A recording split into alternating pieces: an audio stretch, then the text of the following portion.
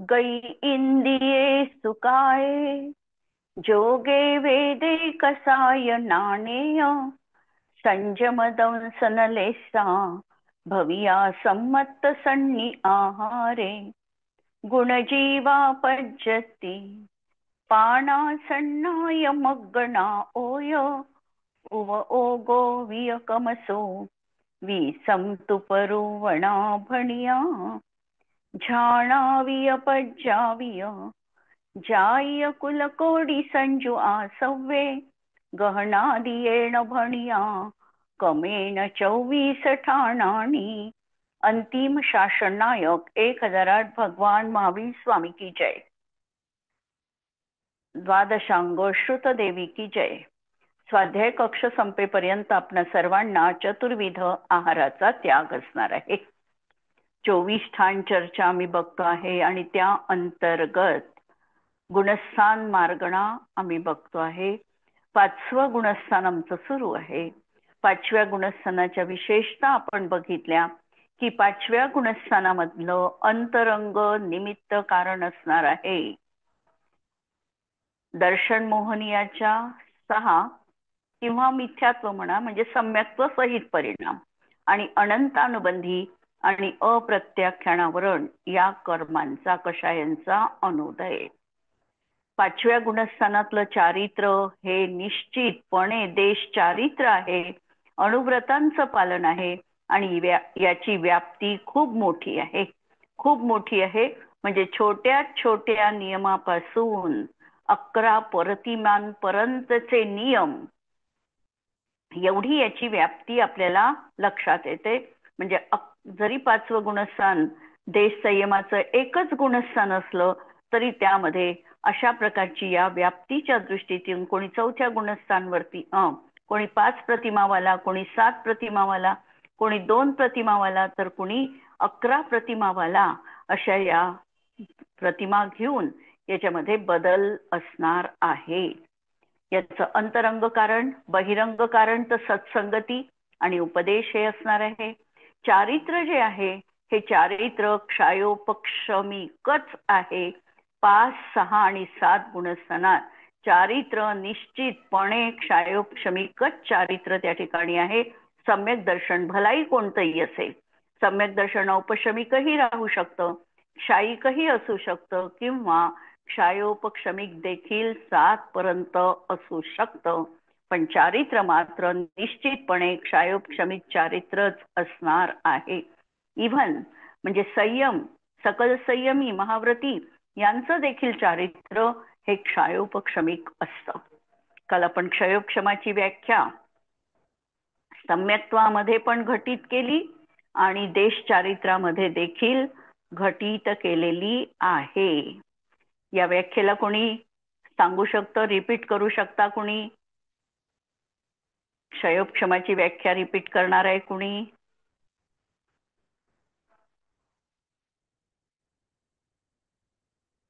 पाचव्या गुणस्थानातील क्षयोपक्षमिक चारित्राची व्याख्या. हो करते. हा हा वर्तमान काळामध्ये उदय येण्यायोग्य अशा अनंतानुबंधी आणि अप्रत्याख्यानावरण अशा सर्वघाती स्पर्धकांचा म्हणजेच 8 कषायांचा उदयाभावी क्षय, भविष्यकालीन उदयात येणाऱ्या 8 प्रकृतींचा सर्वघाती स्पर्धकांचा सद्वस्थारूप उपशम आणि वर्तमान काळामध्ये प्रत्याख्यानावरणाचा उदय आणि संज्वलन कषायाच्या देशघाती स्पर्धकांचा उदय अशी ही कर्माची अवस्था असताना जीवाचा जो व्रतपालनाचा परिणाम आहे ते त्या जीवाचे क्षयोपक्षमिक चारित्र्य आहे.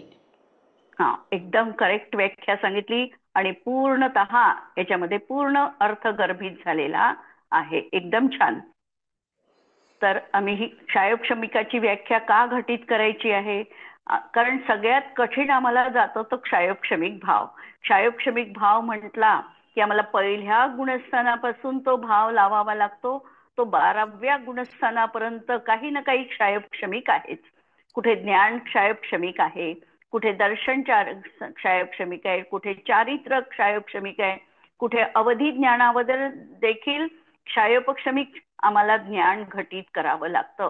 म्हणून ही व्याख्या एक बेसिक व्याख्या आपल्याला जर लक्षात असेल तर आपण कोणतीही व्याख्या त्यावरून लावू शकतो. ही क्षायोग क्षमिकाची व्याख्या. नंतर आता आपल्याला प्रकरण पुढे घ्यायचं आहे की आपण काल जे उदय आणि उदय, विच्छुत्ती आणि अनुदय या 3 स्टेप मध्ये, याला उदय त्रिभंगी म्हणतात, म्हणजे 3 आहे म्हणून उदय त्रिभंगी. तर आता यामध्ये आपण 4थ्या गुणस्थानापर्यंत उदय बघितलेला होता, उदय विच्छुत्ती पाहिली होती आणि अनुदय पण पाहिलेला होता. आता आपल्याला 5वं गुणस्थान पाहायचंय, देश संयमाचं गुणस्थान. देश संयमामध्ये पहिल्यांदा जे कॉलम असणार आहे आपला तो आहे अनुदयाचा. अनुदयामध्ये ज्या उदय विच्छुत्तीच्या प्रकृती आहे आणि ज्या काही आपण अनुदयामध्ये टाकलेल्या प्रकृती आहे, या सगळ्यांची टोटल करून आपल्याला तो आकडा पुढच्या गुणस्थानात अनुदयासाठी घ्यायचा. म्हणजे या गुणस्थानात उदय विच्छुत्ती 17 प्रकृतींची असणार आहे. 18 प्रकृती आपण पहिल्यांदा अनुदयात टाकलेल्या आहे. अशा 18 आणि 17 मिळून 35 प्रकृती 5व्या गुणस्थानात अनुदयात आहे. याचा अर्थ 5व्या गुणस्थानामध्ये या 35 प्रकृतीचा बंध उदय असणार नाही. 35 प्रकृतींचा उदय 5व्या गुणस्थानामध्ये असणार नाही. आणि या 35 प्रकृती आहे मागच्या ज्या 4 गुणस्थानात वर्णन केलेले आहे या 35 प्रकृती. तीर्थंकर प्रकृती, आहारक द्विक ही अनुदयामधल्या प्रकृती आहे. नंतर मिश्रचा या ठिकाणी उदय असणार नाही, कारण मिश्रचा उदय 3ऱ्याच गुणस्थानात असतो.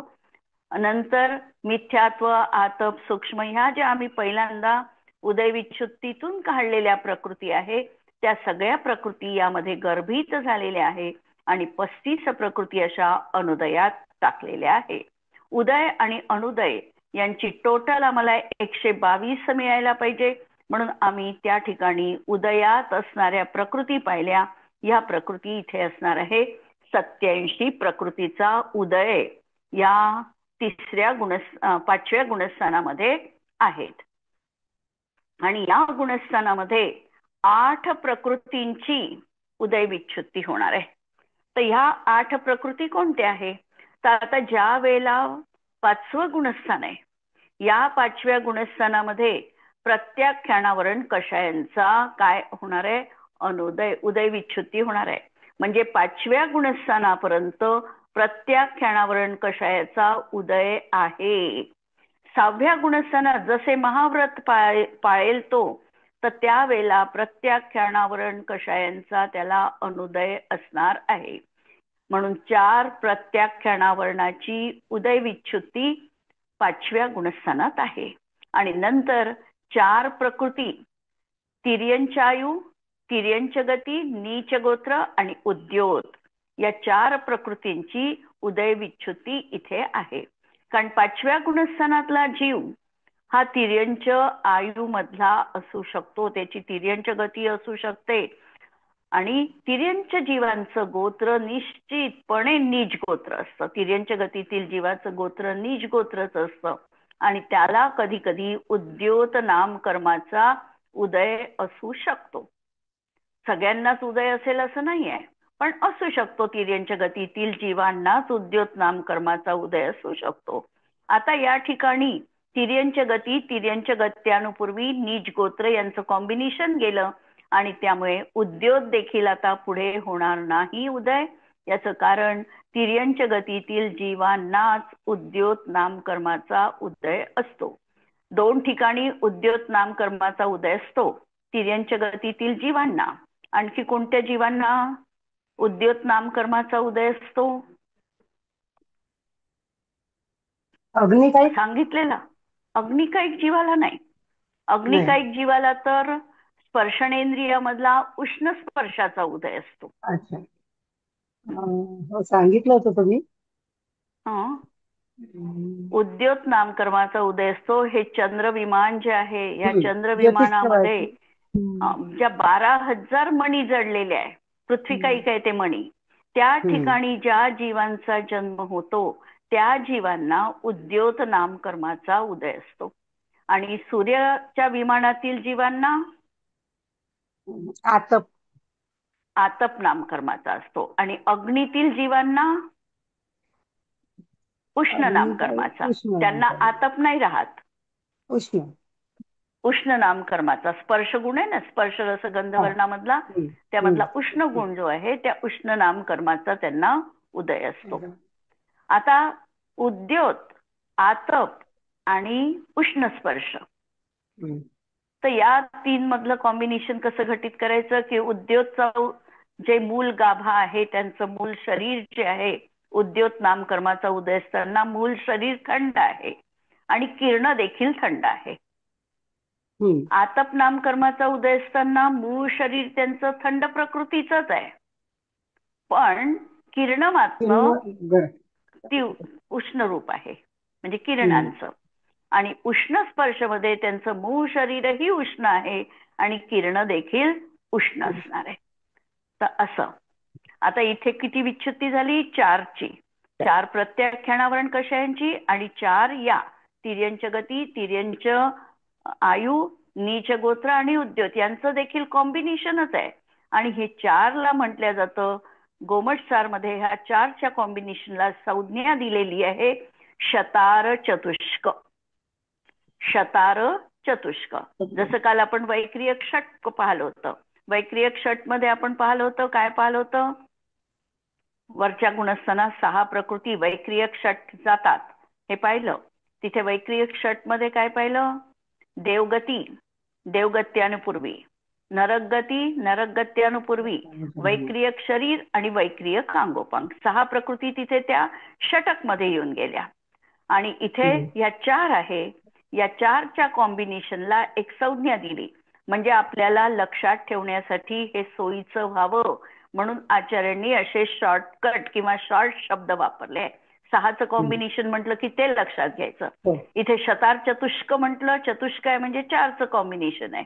तर 4 कोणते? तर तिर्यंच आयु, तिर्यंच गती, नीच गोत्र आणि उद्योत, अशा या 8 प्रकृतींची 5व्या गुणस्थानामध्ये उदय विच्छुत्ती होते. इथपर्यंत 5व्या गुणस्थानापर्यंत क्लिअर झालेलं आहे प्रकरण आपलं. आपण नाहीतरी स्टेप बाय स्टेप जाणार आहे. तर इथे आपल्या आता 5व्या गुणस्थानवरती जर एखादा जीव असेल तर त्याला ह्या वरच्या सगळ्या अशुभ प्रकृतींचा उदय असत नाही. आणि त्याला आता किती प्रकृतींचा उदय असतो? तर 87 प्रकृतीचा त्याला उदय असतो. 122 उदय योग्य प्रकृती आहे, त्यापैकी 35 प्रकृतीचा त्याला उदय संभवतच नाही. त्याला उदय असेल तर 87 प्रकृतीचा आता उदय असू शकतो. उदयाचं प्रकरण आपण बघितलं, उदय, अनुदय आणि उदय विच्छुत्ती. आता बंधाचं प्रकरण बघू. आता 5वा गुणस्थानवरती जीव. मध्ये काय सांगितलं ताई? वैक्रियक षट मध्ये देवगत्यानुपूर्वी, नरकगती, नरकगत्यानुपूर्वी आणि नरकगती आणि वैक्रियक शरीर आणि वैक्रियक शरीर आणि वैक्रियक अंगोपांग. पहा याचं कॉम्बिनेशन कसं आहे, कारण देवगतीतले आणि नरकगतीतले यांच्या जीवांचं शरीर कोणतं आहे? वैक्रियक शरीर. म्हणून देवगती देवगत्यानुपूर्वी, नरकगती नरकगत्यानुपूर्वी, वैक्रियक शरीर आणि शरीर आलं म्हणजे अंगोपांग पण आले त्याचे, म्हणून वैक्रियक अंगोपांग.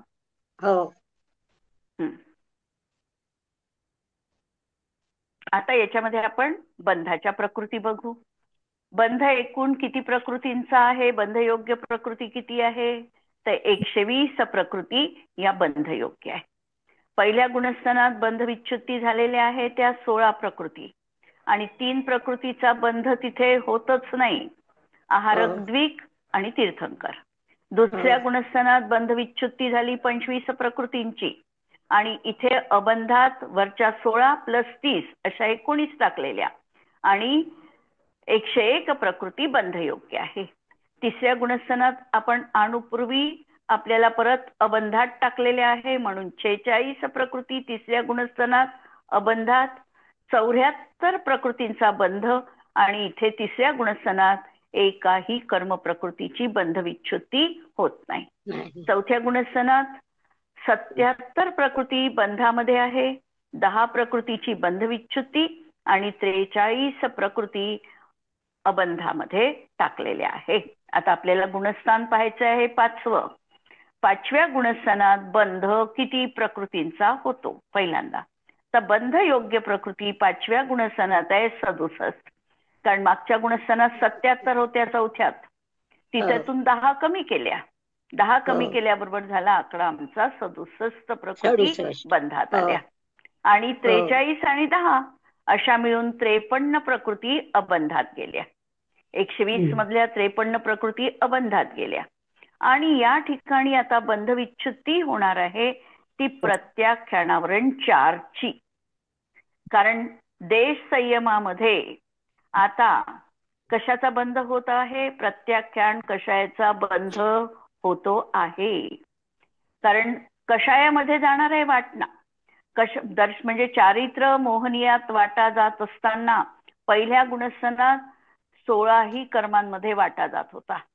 जरी एका जातीचा परिणाम असेल तरी अनंतानुबंधी क्रोध मान माया लोभ, अप्रत्याख्यानावरण क्रोध मान माया लोभ, प्रत्याख्यानावरण आणि संज्वलन 16 कषायांमध्ये वाटा जात होता.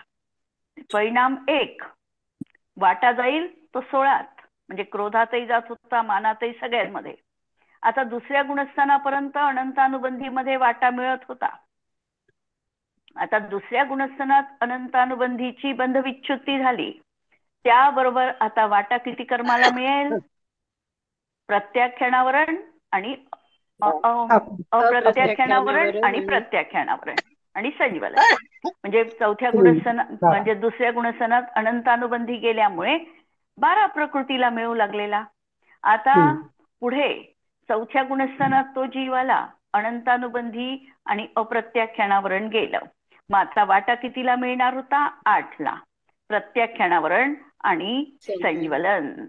आता 5व्या गुणस्थानात आला, देशव्रत पालन करत आहे. आता त्यांनी देशव्रत पालन केल्याबरोबर प्रत्याख्यानावरण कषाय त्या ठिकाणी त्याचा वाटा संपणार आहे. म्हणून इथे त्याची बंधविच्छुत्ती होणार आहे. मग आता चारित्र मोहनियाच्या वाट्याला जे कर्मपरमाणू येतील त्याचा वाटा जाईल संज्वलन आणि 9 कषायात. तर अशा तऱ्हेने 4 प्रत्याख्यानावरण कषायांचा इथे बंधविच्छुत्ती झाली. म्हणजे इथपर्यंत 4 प्रत्याख्यानावरणामध्ये कर्मप्रकृती चालल्या होत्या, प्रत्याख्यानावरण आणि संज्वलन. पण मुनिव्रत धारण केलं समजा पुढच्या गुणस्थानात गेला तर आता प्रत्याख्यानावरणामध्ये त्याचं डिस्ट्रीब्युशन होणार नाही. क्लिअर? 4. आणि मग आता किती झालं आपलं? 10 आणि 43 अशा अबंधामध्ये प्रकृती येणार आहे 53 प्रकृती. आणि बंधामधून किती प्रकृती गेल्या? ज्या वरच्या सगळ्या गुणस्थानात आहे या सगळ्या प्रकृती त्याच्या बंधात आहे आणि बाकी सगळ्या बंधविच्छुत्तीत टाकायच्या.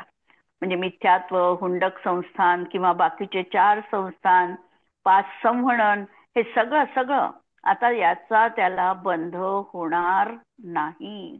म्हणजे जे अशुभ संस्थान आहे त्याचा बंध नाही, जे अशुभ संवहन आहे त्याचा बंध नाही, जो नपुंसक वेद, स्त्रीवेद आहे त्याचा त्याला बंध होणार नाही, नरकायूचा आता बंध होणार नाही, अप्रशस्त विहायोगतीचा त्याला बंध होणार नाही.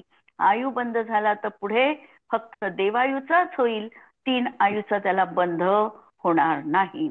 अशा तऱ्हेने या 67 प्रकृतीचा तो आता म्हणजे 67 प्रकृतीमध्ये बहुतांश प्रकृती पाप प्रकृती बंधातून गेलेल्या आहे आणि बहुतांश प्रकृती शुभ राहिल्या. तशा काही अजून अशुभ आहेतच, पुढे जाणार आहे त्या, परंतु तरी देखील बहुतांश अशुभ प्रकृतीचा बंध आता रुकलेला आहे, बंध आता होणार नाही. याचाच अर्थ त्याला त्याची बंधविच्छुत्ती झालेली आहे. इथपर्यंत क्लिअर बंधाचं प्रकरण? आता सत्वाचं प्रकरण बघू. सत्व आता 5व्या गुणस्थानात कसं लावायचं?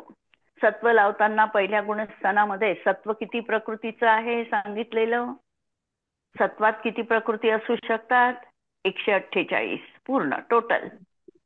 आणि पहिल्या गुणस्थानात सत्व पण किती असू शकतं? 148 प्रकृतींचं सत्व असू शकतं पहिल्या गुणस्थानात. दुसऱ्यामध्ये आहारक द्विक आणि तीर्थंकर प्रकृतीचं सत्व नसतं. तिसऱ्यामध्ये तीर्थंकर प्रकृतीचं सत्व नसतं, पण आहारक द्विकचं सत्व असू शकतं. आहारक द्विकचं तिसऱ्यात असू शकतं, पण तीर्थंकरचं नाहीच. चौथ्या गुणस्थानात आता इथे सत्वविच्छुत्तीतून नरकायु गेलेली. आतापर्यंत सत्वविच्छुत्ती एकाही प्रकृतीची नव्हती. आता मात्र एक नरकायूची सत्वविच्छुत्ती झालेली आहे. पण इथे मात्र एक सत्तेत आहे, कारण नरकायूचं सत्व जाणार आहे पण गेलं नाही आहे. श्रेणिक राजाचा जीव आठवा, नरकायूचं त्याला सत्व होतं. चौथ्या गुणस्थानात सत्व असू शकतं, पण पाचव्यापासून पुढे नरकायूचं सत्व राहणार नाही. म्हणून चौथ्या गुणस्थानात एक नरकायू सत्वविच्छुत्तीतून काढलेली होती. आता पाचव्या गुणस्थानात असत्वामध्ये आली नरकायू, जी आपण काढली होती ती. आता इथे सत्व उरलेलं आहे. टोटल मधून एक कमी केलं नरकायूचं, 147 प्रकृतीचं सत्व राहिलेलं आहे. आणि इथे एक तिर्यंच्या आयूची सत्वविच्छुत्ती आहे. तिर्यंच्या आयूचं सत्व दोन तऱ्हेने राहू शकतं. एक तर बद्धायुष्काच्या अपेक्षेने किंवा भुज्यमान आयूच्या अपेक्षेने. दोन तऱ्हेचं सत्व साधारणतः जीवाला राहू शकतं. एक भुज्यमान आयु आणि एक बद्धमान आयु. आता इथे जे सत्व सांगितलेलं आहे हे कोणत्या अपेक्षेने तिर्यंच्या आयूचं सत्व सांगितलेलं आहे? बद्धमान आयूच्या अपेक्षेने की भुज्यमान आयूच्या अपेक्षेने? कोणत्या अपेक्षेने सांगितलं आहे? भुज्यमान, कारण बंद होत नाही सांगितलं. हा, कारण ह्याचं कारण बद्धमान आयु जर तिर्यंच्या आयु असेल तर त्या जीवाला व्रत पाळण्याचा परिणाम होत नाही. म्हणून बद्धमान आयूच्या अपेक्षेने हे सत्व सांगितलं नाही. जर त्याला तिर्यंच्या आयूचा बंध झाला असता तर तो जीव सत्वात त्याच्या तिर्यंच्या आयु असेल तरीही तो श्रावकांची अनुव्रत पाळू शकत नाही. पण वर्तमान काळात एखादा जीव तिर्यंच पर्याय आहे, आयु भोगतो आहे ती, त्या गतीमध्ये मात्र तो श्रावकांची अनुव्रत पाळतो. क्लिअर? म्हणून या ठिकाणी भुज्यमान आयूच्या अपेक्षेने 147 प्रकृती त्याच्या सत्वात आहे आणि तिर्यंच्या गतीतील जीव आता पुढे जाऊ शकत नाही पाचव्याच्या. म्हणून या ठिकाणी तिर्यंच्या आयूच्या सत्वाची सत्वविच्छुत्ती केली. त्याच्या पुढे तो जीव जाऊ शकत नाही. इथपर्यंत क्लिअर झालं प्रकरण?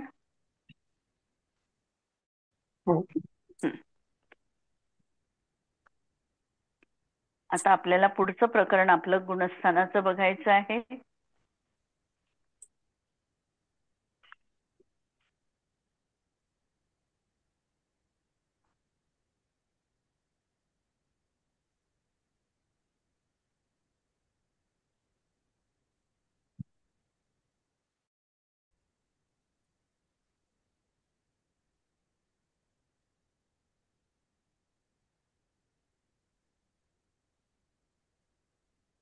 प्रमत्त, सॉरी कोणतं पाचवं गुणस्थान?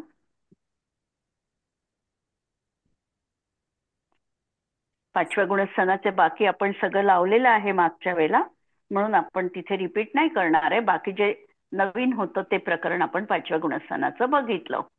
आता 6वं गुणस्थान आपल्याला बघायचंय, प्रमत्त संयत गुणस्थान.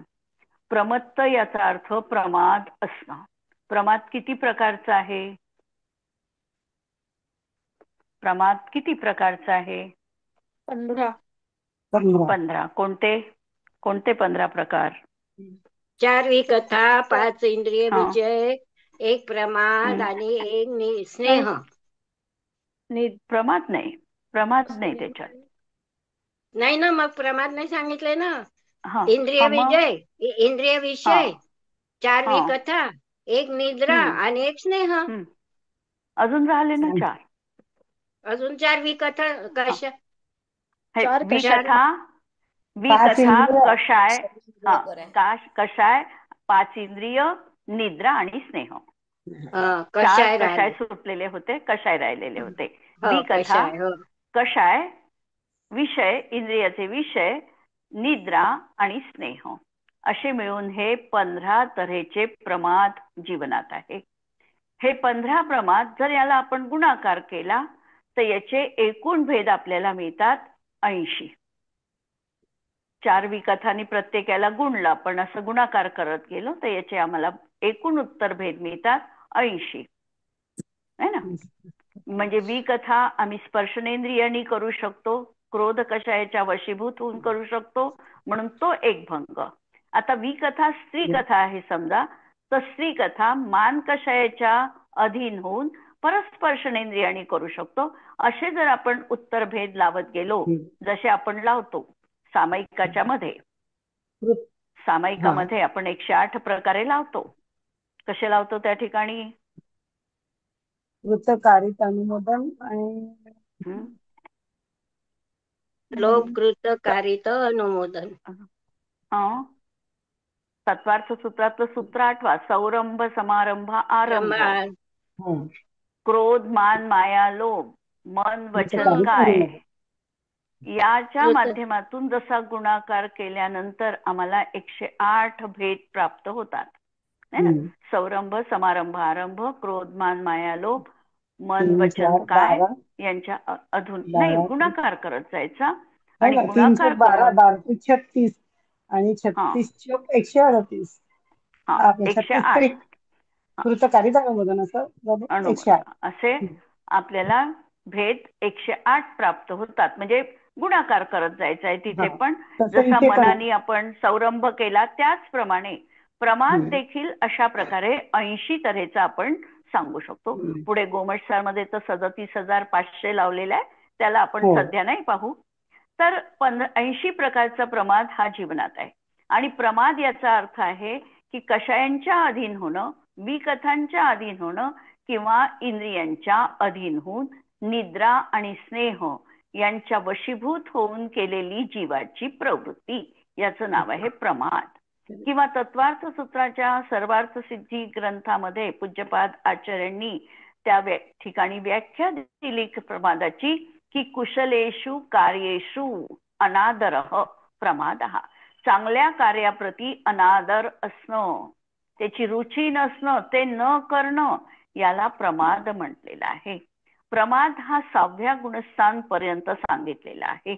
आणि 6व्या गुणस्थानामध्ये इथे जो आहे हा संज्वलन कषायाचा तीव्र उदयात मुनींच्या जीवनात अशा प्रकारचा 15 किंवा उत्तर भेदानी 80 प्रकारचा प्रमाद संभवनीय आहे. पहिल्या गुणस्थानापासून 6व्या गुणस्थानापर्यंत प्रमाद जीवनात आहे. इथे प्रमत्त हा शब्द अंत्यदीपक आहे, म्हणजे इथपर्यंत प्रमाद आहे, पुढच्या गुणस्थानात आता प्रमाद नाही. आणि संयत शब्द 5व्या गुणस्थानापासून जो संयत शब्द आलेला आहे 5व्या गुणस्थानापासून, तो आदी दीपक आहे की संयताची गुणस्थानं आता 5 पासून पुढची सगळी संयताची गुणस्थान आहे. म्हणजे 5व्या गुणस्थानात देश संयत, संयत हे पद तिथे आदी दीपक आहे. म्हणून या ठिकाणी संयत तो आहे, संयत आहे. आणि हा संयत कोणता आहे तर महाव्रतरूप परिणाम धारण करणारे असे हे मुनीश्वर आहेत. आणि त्यांच्याही जीवनामध्ये जर का संज्वलन कषायाचा तीव्र उदय असेल तर त्यांच्याही जीवनात प्रमाद आहे. आता पहिल्या गुणस्थानापासून 6व्या गुणस्थानापर्यंत प्रमत्त अवस्था सांगितली, पण प्रत्येक गुणस्थानाच्या अपेक्षेने जर लावलं तर प्रमादामध्ये तरतमता आहे. पहिल्या गुणस्थानामध्ये प्रमाद असणार आहे तो चांगल्या शुभ कार्यामध्ये त्याची प्रवृत्तीच होत नाही. त्याला मंदिरात जा म्हटलं तरी त्याला आळस आहे, शास्त्र स्वाध्याय कर म्हटलं तरी त्याला रुचणार नाही. नंतर कोणतीही एखादी धार्मिक क्रिया सांगितली तर त्याविषयी त्याचा आदरभाव राहणार नाही. म्हणजे शुभ कार्याविषयात प्रवृत्त न होणं हा पहिल्या गुणस्थांवरती जीवाचा प्रमाद आहे. आणि त्या ठिकाणी कोणत्याही तऱ्हेची सजगता किंवा सावधानता जीवनात नाही. आता मुनी जेव्हा आहे, मुनींच्या जीवनात प्रत्येक क्रिया ही सजगपूर्ण सावधान रीतीने सांगितली. त्याला नाव दिलं विशिष्ट मुनींच्या त्या क्रियेसाठी. सजगतापूर्वक सावधानतापूर्वक क्रिया करणं याला नाव दिलेलं आहे समिती.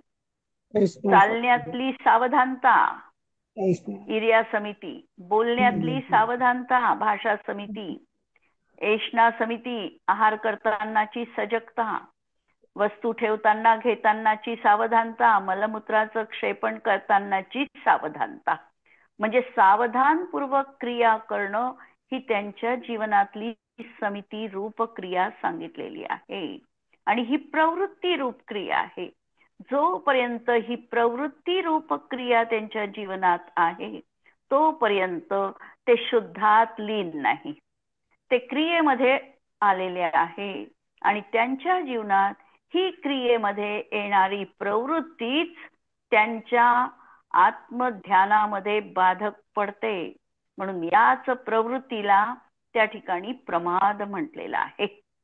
म्हणजे प्रमादाची व्याप्ती लक्षात घ्या की पहिल्या गुणस्थांवरतीचा जीव जो आहे तो कोणतीही क्रिया सजगपूर्वक करत नाही.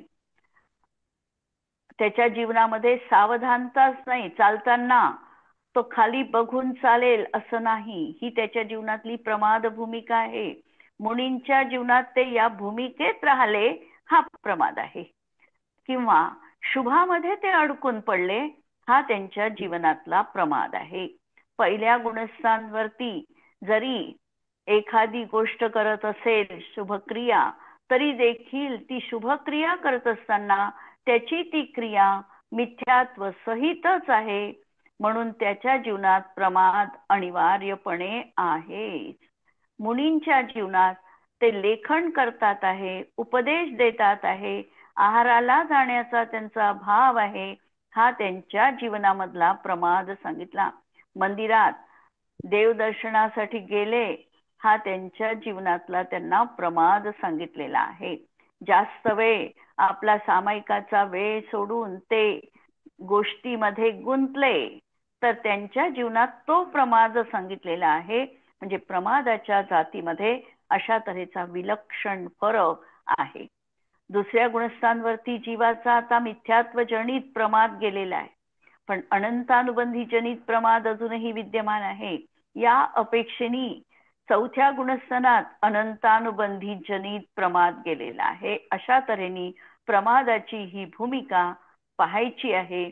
आणि जोपर्यंत प्रत्याख्यानावरण संज्वलन कषायाचा तीव्र उदय आहे तोपर्यंत जीवनात प्रमाद भाव असणार आहे.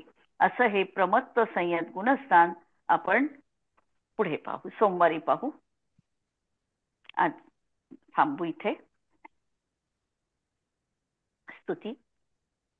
स्याद्वादनय षट द्रव्य गुण पर्याय और प्रमाण का, जड़ कर्म चेतन बंध का, अरु कर्म के अवसान का, कह कर स्वरूप यथार्थ जग का, जो किया उपकार है, उसके लिए जिन वाणी माँ को वंदना शत बार है, वंदना शत बार है.